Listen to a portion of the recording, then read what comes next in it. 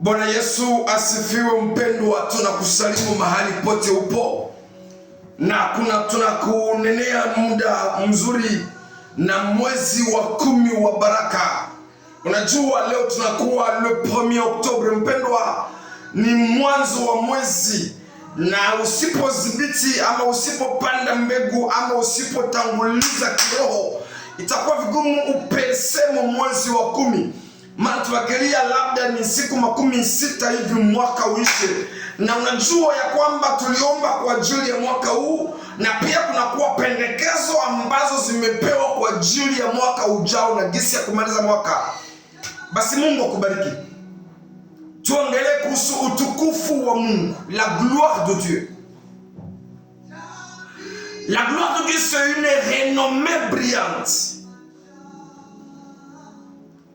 La gloire de Dieu, c'est un éclat splendeur. C'est du splendeur de Dieu. Ni présence ya Mungu. C'est une grande qualité d'action. Ni matendo makubwa ya Mungu. Na matendo haya yanaonekana. La gloire de Dieu, c'est la présence ou la représentation du ciel, kuonekana mbingu kufunguka kwa ajili ya watu fulani, kizazi fulani, mtu fulani, taifa fulani. Utukufu wa Mungu ni presence ya Mungu, ni règne ya Mungu.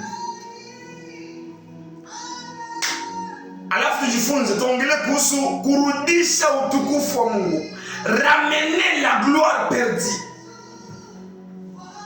Ça peut arriver que tu avais la gloire, tu vivais dans la gloire, mais à cause du péché, sababu ya maisha ya machafu, utukufu ikaenda, ikakutoka. Mais ce début du mois d'octobre, ce mois d'octobre, que le ténèbre veuille ou pas, la gloire de Dieu doit revenir dans ta vie, dans ton pays, dans ton couple, dans ton église, dans le quartier. Pourquoi? Parce que sa présence impose la joie, la paix, la sécurité.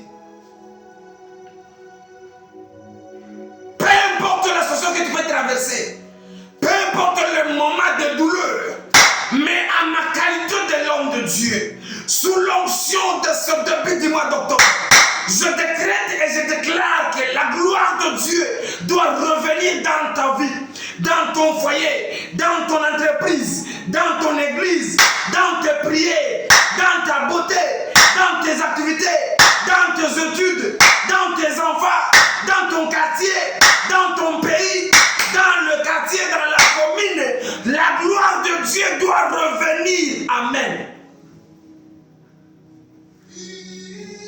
Alléluia. Lisons d'abord la Bible. Lisons dans 1 Samuel 4:11 à 22. Encore 2 Samuel 13:28. Nous lisons au nom de Jésus. Au 19e verset, il est écrit: sa belle fille, femme de finesse, était enceinte et sur le point d'accoucher. Lorsqu'elle attendit la nouvelle de la prise de l'arche de Dieu et de la mort de son bon père et celle de son mari, elle l'accourba et accoucha, car les douleurs la surprirent. Amen. Toujours dans ce même contexte, 2 Samuel 13:28. Absalom donna l'ordre de tuer Amnon quand son cœur sera égayé par le vin. Amen. Shalom bien-aimés, nous sommes dans le moment de la prière. Nous voulons entamer ce mois dans la prière. Et nos prières seront canalisées dans le combat parce que la gloire est partie, il y a une cause qui aurait facilité le départ de la gloire.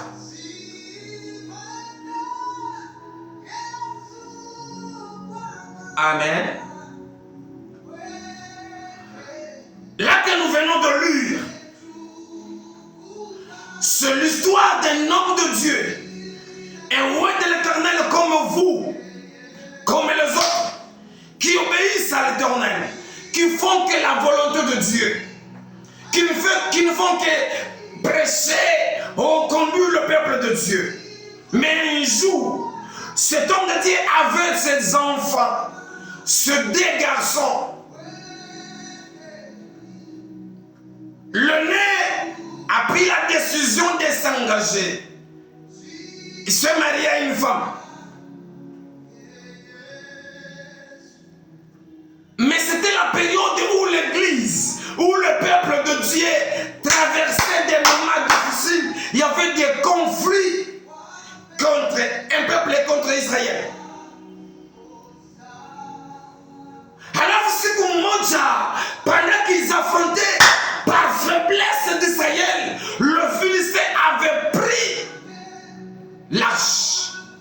Oh, l'arche, c'est la présence de Dieu. L'arche, c'était la force d'Israël. L'arche, c'est la gloire de Dieu. L'arche, c'était la boussole d'Israël. Mais pas mégarde.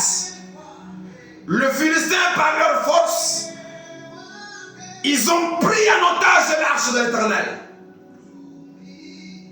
Comment un païen et non circoncis peut parvenir à toucher, à s'approprier l'arche qui est tellement sainte que la sainteté?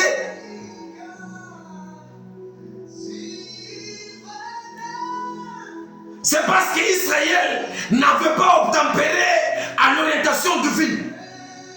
Plus tu marches sans obéir, plus tu encadres, tu occupes, tu conduis le plus sans obéir à la conduite de Dieu, la gloire de Dieu va s'en aller.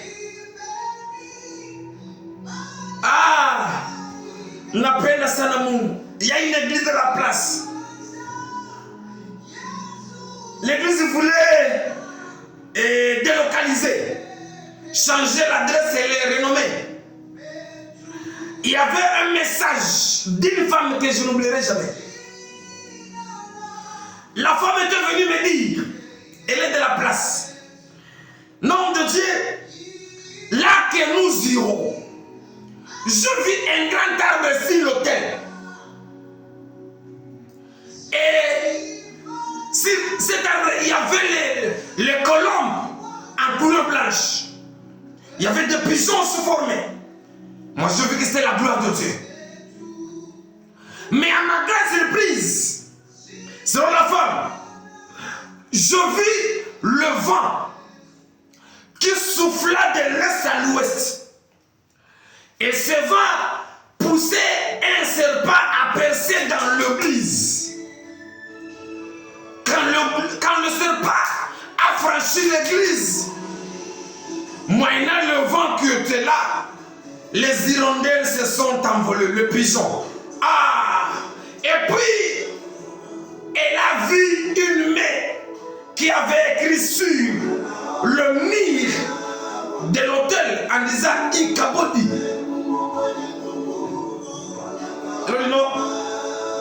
Selon ma compréhension et ce que le Saint-Esprit me dit par rapport à ton rêve, c'est que le déplacement de cette église vers cette autre adresse, la domination de cette église vers cette autre, la gloire de Dieu va partir. Pourquoi? Il y aura un vent, un tourbillon, un événement, une situation, une période de souffrance, de secousses où les saints vont partir.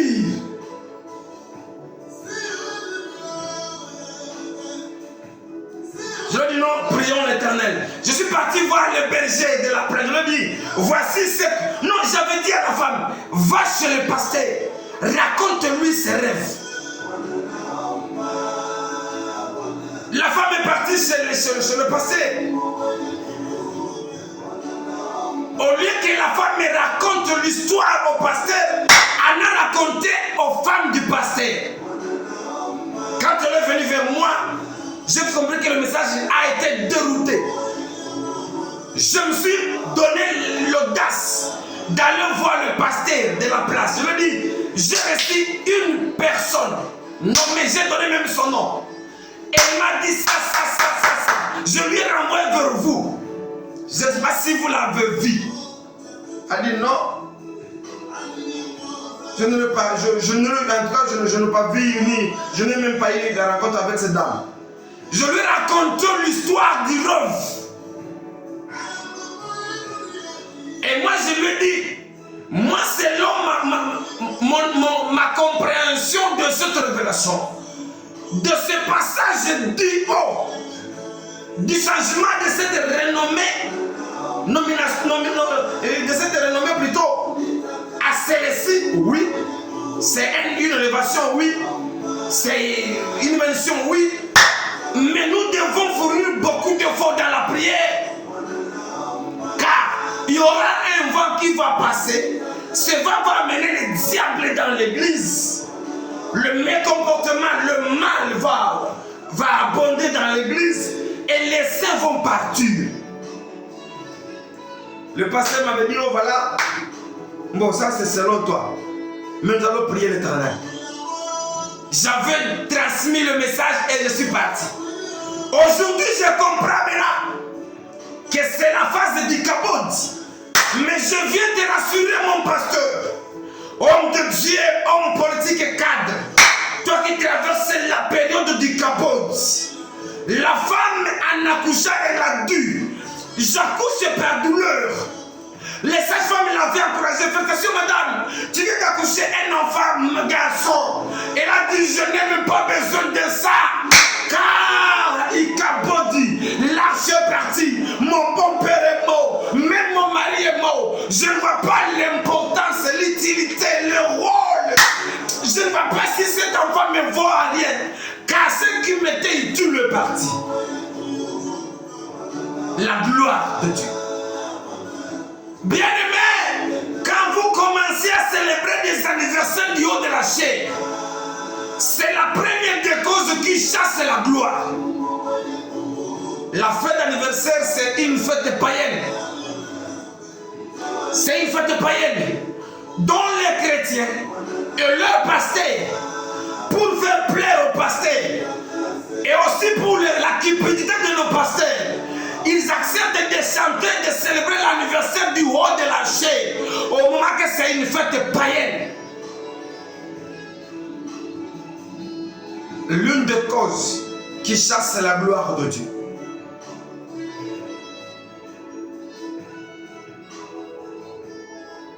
Deuxième des causes, la gloire de Dieu peut quitter une personne, une chorale, une prédication ou un prédicateur, une église, un chrétien, cause aussi quand la personne commence à s'accaparer de la gloire de Dieu.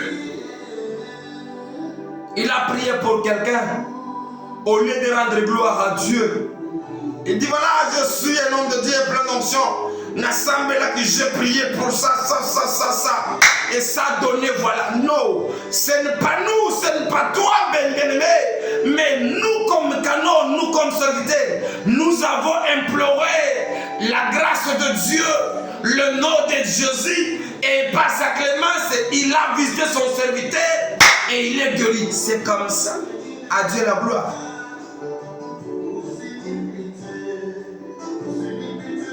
Troisième cause de la gloire, qui cause que la gloire passe.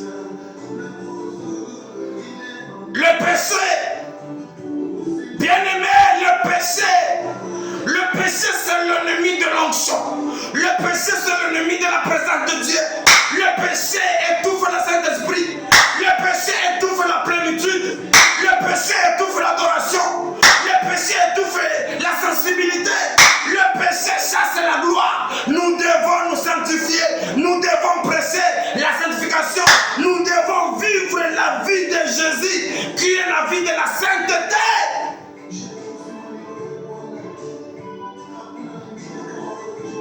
Et c'est là la gloire va revenir.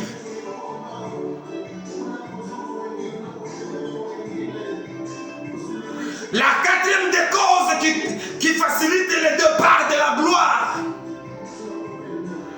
c'est quand il y a de murmures dans le fidèle. C'est quand il y a des critiques de fidèles. Quand il y a de lamentations dans l'assemblée. Vous me disiez, l'homme de Dieu, le pasteur, voilà, il consomme lui-même, il se connaît lui-même, il s'occupe de lui-même, il mange lui-même, nous autres. Plus il y a de lamentations, plus il y a de murmures, plus il y a de médisances, plus il y a de critiques, la gloire de Dieu n'est plus là.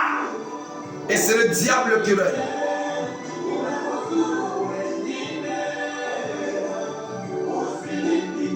Mais Mungu asikupite mpendwa, na uwapo wake ukurudilie, que ta gloire revienne dans ta famille. L'harmonie qu'il y avait dans le couple, l'harmonie qu'il y avait dans votre foyer, la compréhension, la joie, le partage, bien aimé, les humours qui mouvaient dans votre couple, que ça revienne maintenant à ce mois d'octobre, sous l'onction de ce début du mois, sous la prière matinale. J'implore que la gloire revienne dans ta vie, dans ton foyer, au nom de Jésus.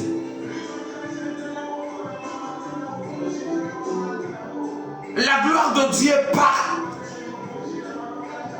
quitte l'église quand le temps d'adoration est très rétréci. Des cérémonies inutiles, oui. Les gens préoccupent au moins 2 heures, oui. Mais pendant la louange d'adoration, on donne que 5 à 6 minutes au plus 15. Là, il n'y aura pas la permanence de la gloire. Dieu siège au milieu de la louange. Quand il y a la louange, Dieu siège. Sa gloire descend. Dieu cherche l'adorateur en vérité et en esprit. Quand il y a l'adoration en plénitude, Dieu, sa présence est là. Et quand c'est sa présence, c'est la gloire qui inonde et le miracle s'opère. Dites Amen. Nos chers, les hommes de Dieu, donnez un temps d'adoration, un long moment. Donnez à Dieu le temps, que les âmes le louent, l'adorent. Ça va faciliter la permanence de la gloire de Dieu dans votre vie. Et le miracle s'opérera du jour au jour. Amen. Alléluia. Nous voulons maintenant prier ensemble. Bien-aimés, ce mois d'octobre, tunataka fanya maombi. Binti mama aliyekuwa mjamzito aliposikia habari ya kwamba sanduku la agano limetoweka, kohani amefariki na mume wake amefariki, kwa machungu mama akakunjama na akazaa pasipo wakati, akasema utukufu wa Mungu umeenda. Nataka niongee na wale ambao wanapenda kuzitia TikTok, iko msande travail, iko anatembea mtravail, lakini bako na mfilme juu atie TikTok yake ikuwe na mavia mingi, pandake iko madouleur, anaonesha diable walozi ya kwamba niko fasi ya mauti mkuye. Et c'est pourquoi il y a un don de mortalité aux femmes à la maternité. Se dit à cela. Ilikuwa kwanza vaa baby shower, tukaomba sana, tukakemea, watu wakasikia, wakabadilisha, baby shower zikaisha. Lakini leo imekuwa sasa TikTok, mama iko na mimba kwa msande travail, bako na mfilme batembea, anafanya makaprisa ya kuzala au douleur, bako na mfilme, kumbe hajui kama iko naonesha monde. Hata Herode, sa Maria alikuwa na mimba kwenda Bethlehemu, hawakumwambia Herode kwenye Maria ameenda. Barikiwa na nyote na waka sasa, na message katoka kwamba mwana amezaliwa. Lakini kwa tusiye ba mama ya leo, le jeune fille des animes. Sijui ni roho gani ambayo inawaongoza wako wanafanya vitu kumwita ibilisi au pepete. Na kuabudu leo, maana leo ni siku ya kusimamisha hemorrhajia ya mortalite.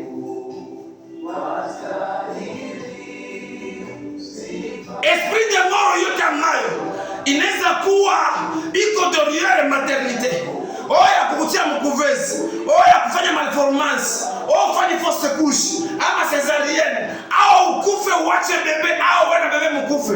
Ile esprit de mort leo tunaenda kuharibishia kazi. Utapiga mikono kwenye uko mpendwa, utakemea roho ya mauti kwa jina la Yesu. Roho ya mauti tunaikemea, kwa jina la Yesu. Roho ya mauti au nom de Jésus. Esprit de mort hauna uwezo kwa jina la Yesu. Kwa ile hali mpendwa, tunaenda haribisha esprit de mort njia ya incendie, moto. Bukavu tutaomba, Goma tutaomba, Kongo tutaomba. L'incendie bien aimé, tunaenda kuapiza le diable et ses agents passe par là. Juu ya kusabote nafsi za wengine, juu ya kupata sadaka za kupatia ibilisi. Esprit de mort via incendie kwa jina la Yesu. Bwana tunakemea, Bwana tunakemea roho ya mauti njia ya moto, tunawashia moto kwa jina la Yesu, kwa jina la Yesu. Tunakemea au nom de Jésus, kwa jina la Yesu. Roho ya mauti njia ya moto tunaikemea kwa jina la Yesu. Mai itangulie, mai mwangike na kuzimisha kila mshale wote, kila moto yote, kila brike yote, iwe ya kura, iwe ya pano, iwe ya gaze, yote ambayo iko koze, iko prepare, sio kukoze mauti, njia kulumbuziwa, tunaikemea au nom de Jésus. Kwa jina la Yesu.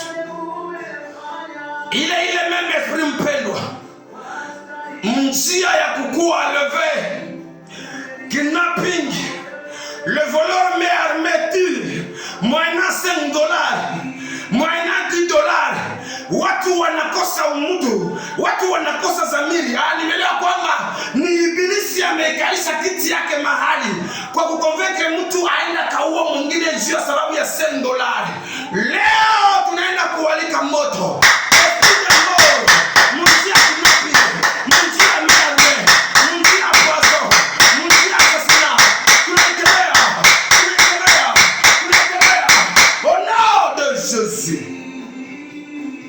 Kwa jina la Yesu,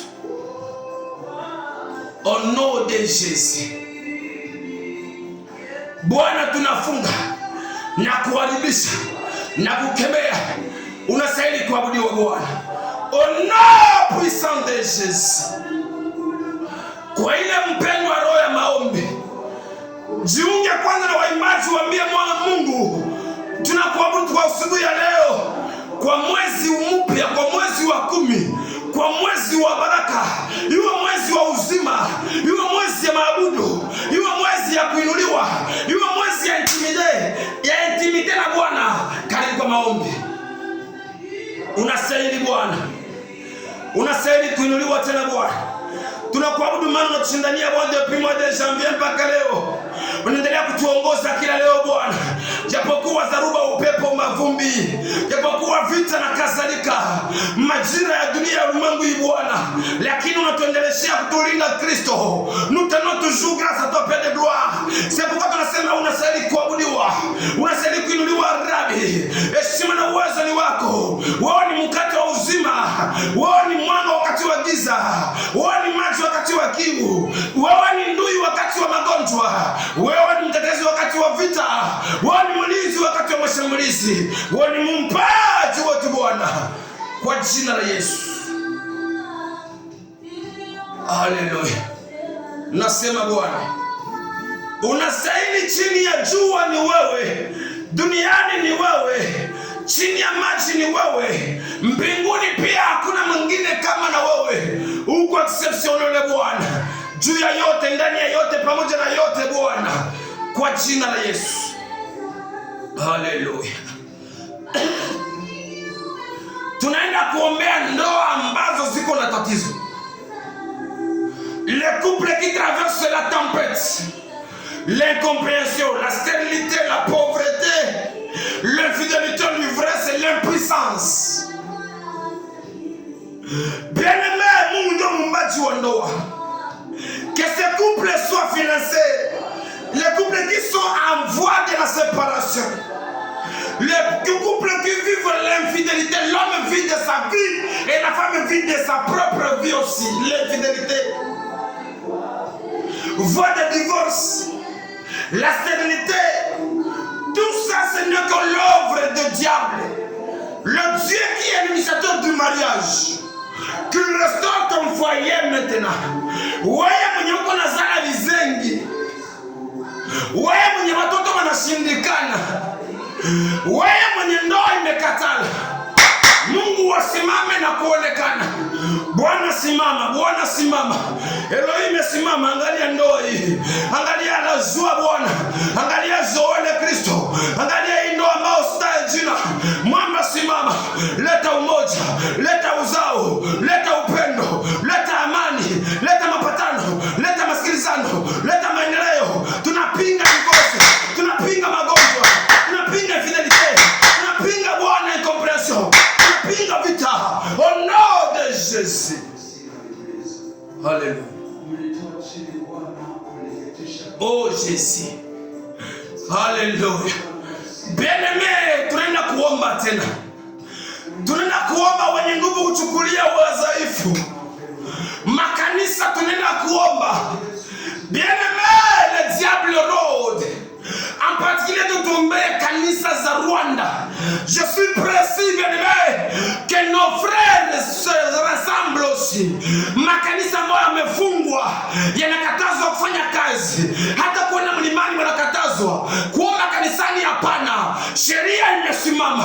Mwambie Mungu atangulize ndugu zetu ambao wamegandamizwa, hawaombe tena, hawahubiri tena, hawaimbe tena, hawakeshe tena, hawakusanyike tena mahali pa majirani. Mungu asimame na utukufu yake irudie, kanisa zifunguliwe. Karibu kwa maombi. Bwana, tunaombea mji wa Rwanda, neema yako iingilie viongozi Bwana, watakatifu wako pale, lakini wamezuizwa kuabudu kila leo, kufanya kazi yako mwamba. Herode amesimama, Farao amesimama, Jezabel amesimama. Mwamba simama na wewe, kama siku ya Elia akasema, Mungu wa Abrahamu, Isaka na Yakobo, ijulikane ya kwamba leo upo nami ni mtumishi wako. Ijulikane ya kwamba Rwanda kuna watumishi wako, kuna mke bibi harusi wako, kuna kanisa lako Bwana. Ufungue mlango na kusanyiko lianze, maabudu yaanze, mafundisho yaanze, maombi yarudie tena, ili utukufu wako utawale tena mji huo, na jina lako litatukuzwa kwa jina la Yesu. Wewe ni mwaminifu Bwana. Les Rwandais, nous devons prier. Ndugu zangu wa Rwanda, ndugu zangu wa Kongomani, ndugu zangu wa Rundi wa Kongo, ndugu zangu wa Vira sijua na kadhalika, tunapidi tukaombe kwa ajili ya sheria ambayo imesimamia kanisa, kukataza kanisa lisingeliomba. Mungu wa rehema aonekane, na Mungu awatendee mema, na mwaka hii mwezi wa 10 tupate habari ya kwamba sheria imeanguka na Mungu ameisukuza. Mungu awabariki. Kwa ile maombi mpendwa, unaongeza kuombea wafanyakazi, wachuruzi, les commerçants, les entrepreneurs. Bwana anasema, je bénis l'œuvre de tes mains.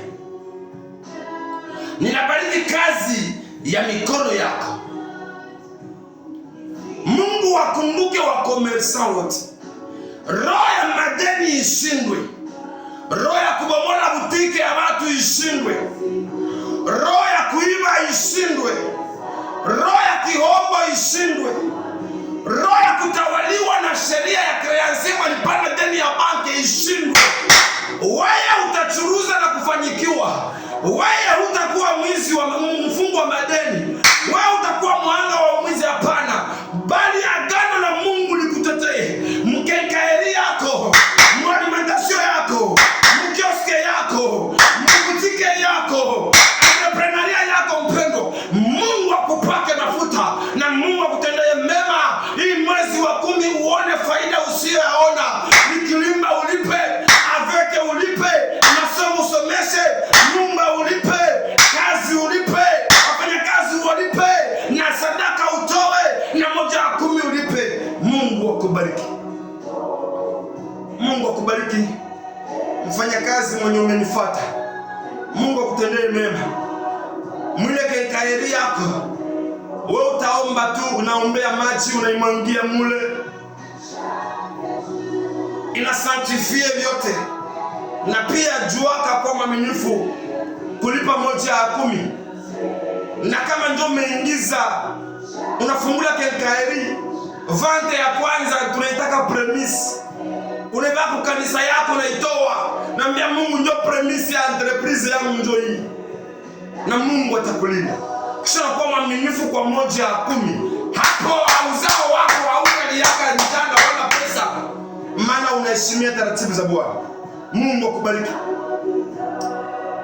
Tuombee wasomera ambao wanahangaika. Il y a des chrétiens qui veulent s'engager mais havana kazi. Bako wa responsable mais havana kazi. Bako wa marié mais havana kazi. Na wengine kuna kazi mais wana pesa chômage déguisé. Un travail qui ne rémunère pas. On le fait malgré tout parce qu'on n'a pas le choix. Tu fais le travail avec des lamentations. Niache wala. Banakulipa kidogo wako na retard. Mungu abariki operateur économique. Mungu abariki wa PDG wa entrepreneur. Mungu abariki wa directeur mpendwa. Wawe pia waaminifu wa kuwalipa watumishi wao. Nao pia mpendwa, ombea chef wako wa kazi, ili baraka zako zinalingana na kazi yake. Na Mungu akumbuke mwenye hana kazi, na mfungulie mlango ya kazi. Maana yaandikwa, asiyetumika na asingelikula. Ataishi japokuwa hakule, atakula japokuwa hatumike. Atumike japo hana kazi. Ni kusema tuko na obligation ya kuomba na kutafuta Mungu awajalie neema na kazi ionekane. Tunda kuombea wa lokateri. Lokateri ambaye miezi imepita ya garanti na deni imeingia ndani, mpaka wanamwandikia kunyumba nyumba ya kupanga. Mungu ndio mwenye budongo. Na kama alibarikia X, anaweza barikia pia Y. Et son panier circule encore. Bien aimé, mpanga usingelibabarika. Ni wakati tu Mungu anakuandalia mambo makubwa. Mema priere ke mbele mwezi iishe, mbele mwaka iishe, mbele tuanze saison mpya. Mungu akumbie pia na wewe kicheko, na akupatie haja moyo wako ambao ni nyumba. Zaidi niombaji. Unaweza omba loyer, Mungu anakupa parcelle. Unaweza kuwa na hitaji ya kuomba juu ya upate masomo, mais avant que masomo wanapatia kazi. Inaweza kuwa unaomba juu ya guérison, mais Mungu anakupa ndoa. C'est possible. Mungu anaweza. Mungu anaweza. Usingiangalia miaka yako, age yako mkio, ulishakuwa na 40 ans, 50 ans, sikusoma sin expérience. Mais le Jésus que je te presse ce matin, il est capable de m'aimer. Lui qui amène les non-alignés, les non-instruits, les non-intelligents, les non-étudiés, le mal, le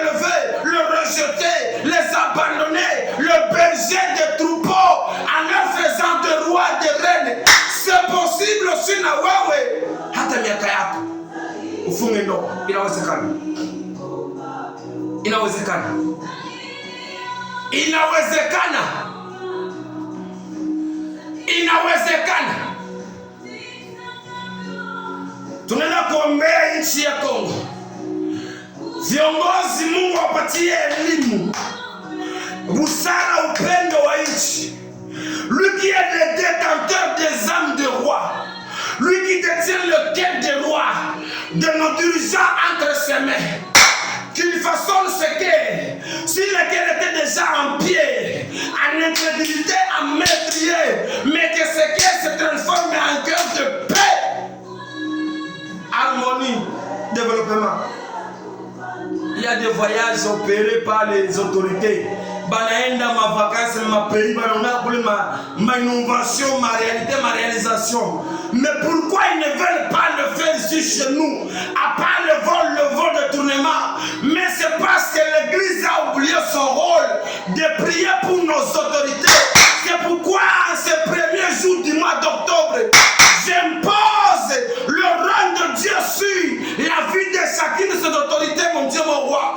Amani ipate kuwa zawadi kwetu, haki yetu na maendeleo pia.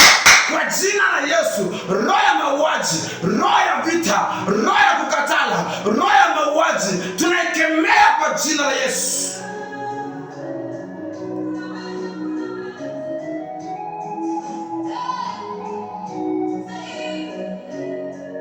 Zaidi Baba, tunaenda kuombea Bwana wale ambao wanalia kwa ajili ya ndugu zao, ceux qui pleurent le leur, mon Dieu, mon roi, le Dieu qui pense le cœur brisé, le Dieu qui sèche les larmes, Seigneur.